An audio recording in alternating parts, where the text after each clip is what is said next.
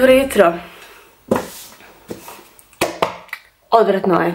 Pijem kolagen i ono što volim napraviti je jednostavno bacim to u sebe na eks, samo ga popijem, samo bacim to i da završim s tim za danas. To svako jutro pijem i to ima u Milleru i moram priznati da je jako dobar. Najbolji kolagen do sad koji sam probala. Probala sam u kapsulama, probala sam one koji se reklamiraju od jagode, od ne znam čega sve ne. Ništa od toga mi nije bilo tako učinkovito kao ovaj. Vidim već promjene na kosi, na noktima, pa čak i na licu. Ne pijem to da nemam bore, jer mislim imam 34 godine, bore ću imat kako god okrenem. Trpala se ja, ne znam čime ili ne, bora ću jednostavno imat i to je tako.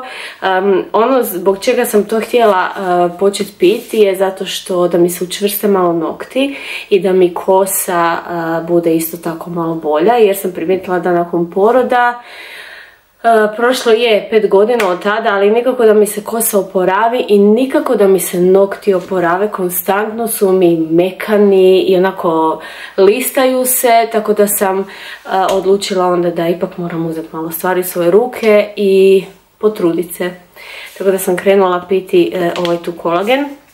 Kažem, ima ga u Milleru. Košta, koliko košta?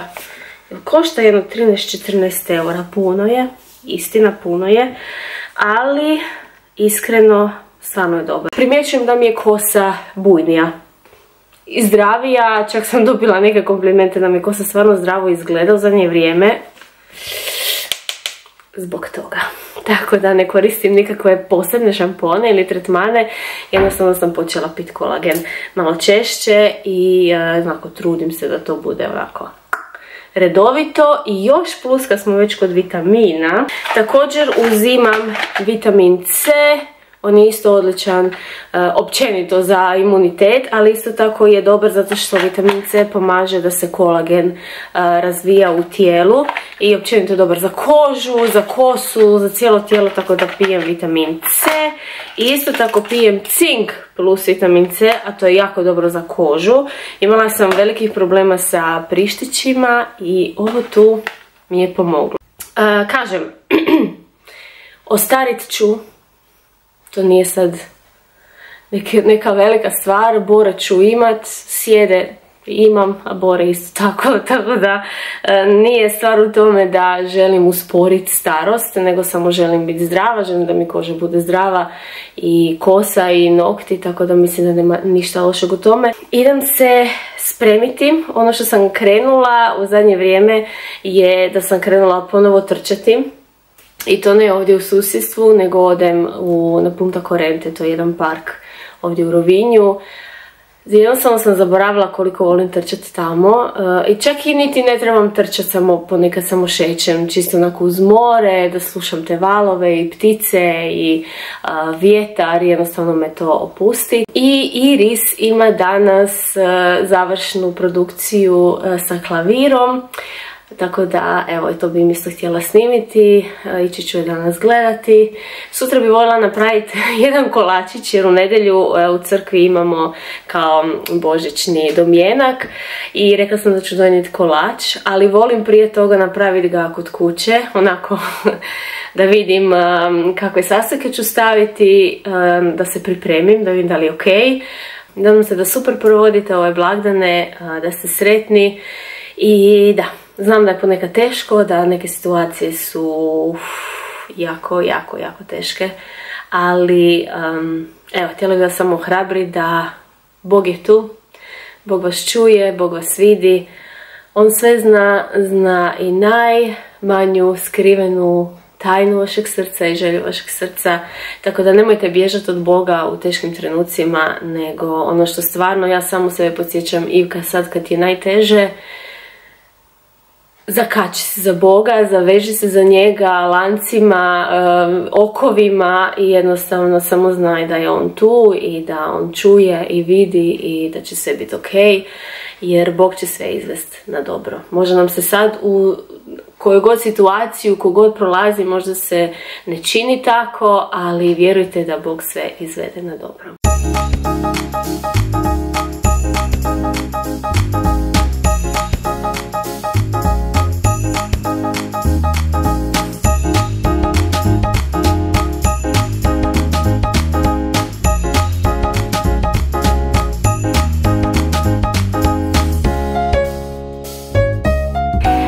Pozdrav, evo malo je kasnije u danu, sad je skoro 2 sata popodne.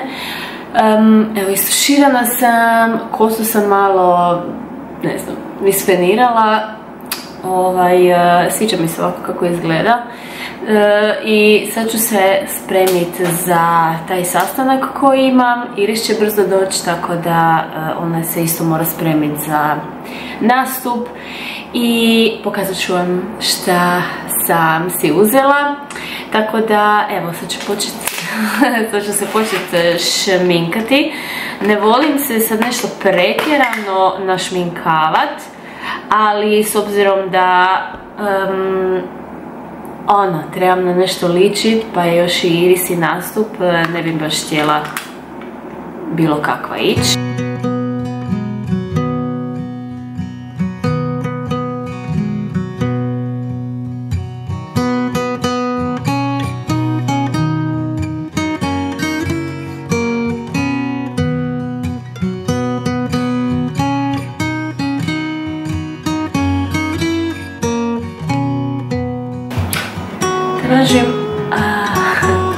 Tražim nekako najbolje osvjetljenje, nadam se da je ovo bolje nego prije, ali dobro.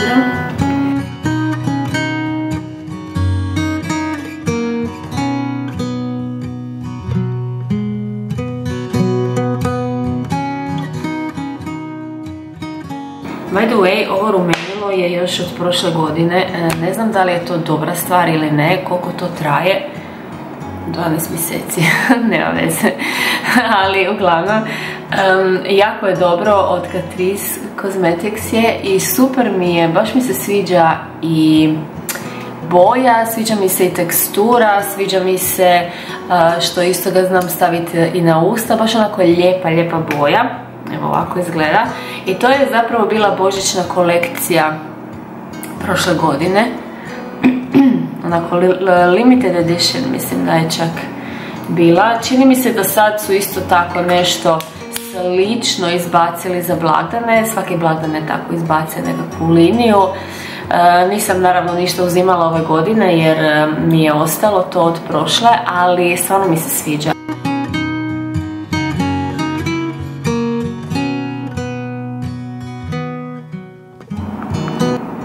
Ok. To je moj outfit dana. Da li je previše? Nemam pojma, ne znam. Ponekad mi se čini da malo pretjeram. Za lijepi koncertić, za sastanak nije too much, nemam pojma. Uglavnom, haljina je iz H&M-a, kupljena po ljeti na nekom ekstra popustu. Ovaj kajšić je kupljen u Pepku, ljudi moji, isto na nekom ekstra popustu i super je, zapravo je onako više namjenski, može se staviti oko vrata kao lančić, kao narukvica i ja sam ga stavila evo kao mali remenčić, daje nešto drugačije cijelom outfitu. Vidjet ćemo da li ću se presvući ili ne, ali nije loše, sviđa mi se.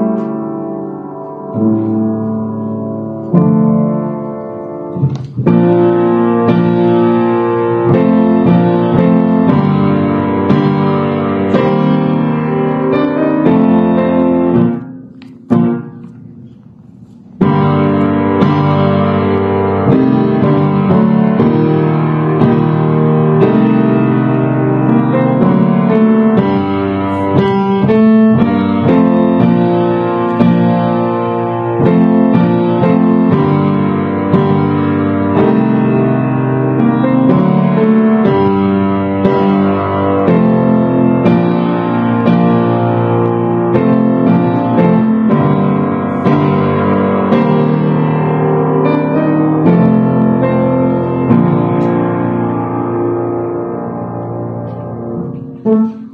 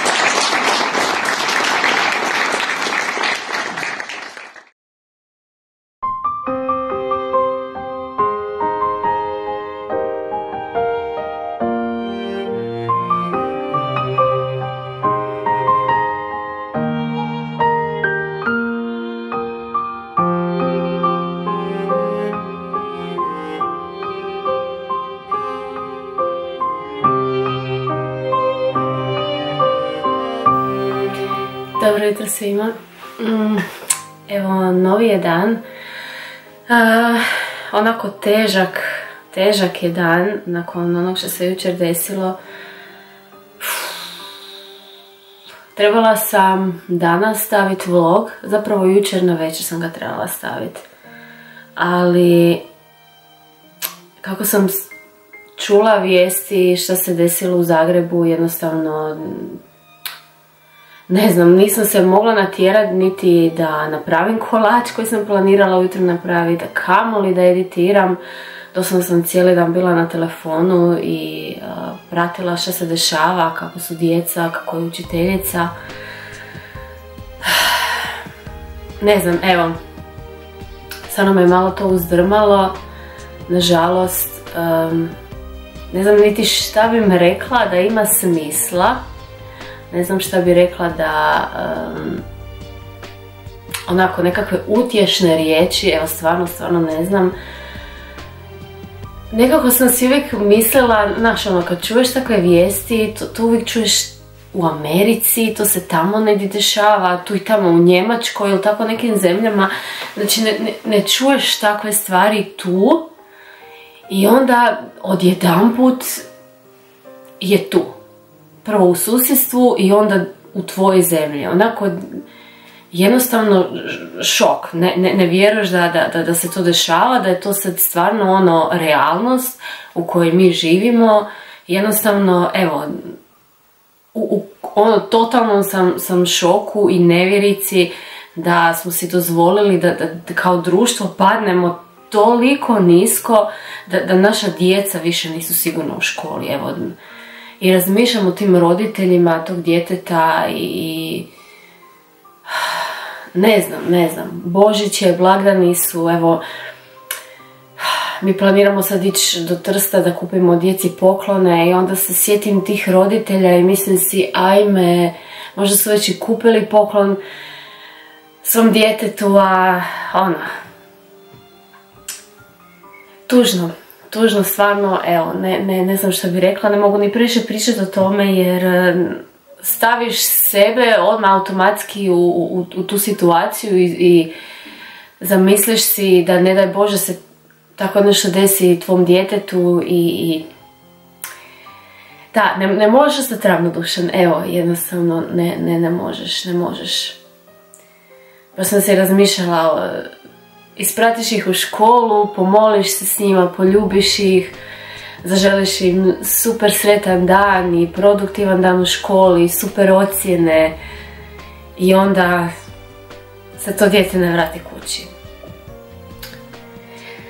Evo, strašno. Ne znam što bi rekla osim da je pretužno. Evo, samo pretužno. Znam da, evo, riječi nisu sad neka utjeha, niti koje riječi sad da kažeš, da utješiš i da ohrabriš, ali baš sam si ponavljala, evo, danas ujutro i jučer, ono, Bože, stvarno te trebamo, onu tvoju milost, tvoju ljubav i tebe stvarno sad više nego ikad. Ljudi, ja ne znam kad sam osjećala to da toliko trebamo Boga, da smo se toliko udaljili od Boga i zato nam se te stvari dešavaju i stvarno da trebamo se zakačiti za njega više nego ikad. Evo, više nego ikad. I stvarno se molim da ta obitelj se sad uhvati za Boga i da im Bog bude utjeha, jer teško je i ne znam šta bi im drugo bila utjeha osim Boga. Evo, tako da zagrlimo svoju djecu i stvarno brinimo jedan o drugome, jer ovaj život je toliko labilan, toliko nesiguran, toliko težak. Koliko god su lijepe stvari i puno blagoslova, ali kad dobiješ tako neke udarce, jednostavno se zapitaš čemu to. Ali Bog i dalje ima sve u svojoj kontroli, ja to zaista vjerujem. I iako nam se sad tako čini to sve da nema smisla, Bog je tu. Bog je tu i stvarno zakačimo se za njega. Ja mislim da nam niš drugo ne preostaje.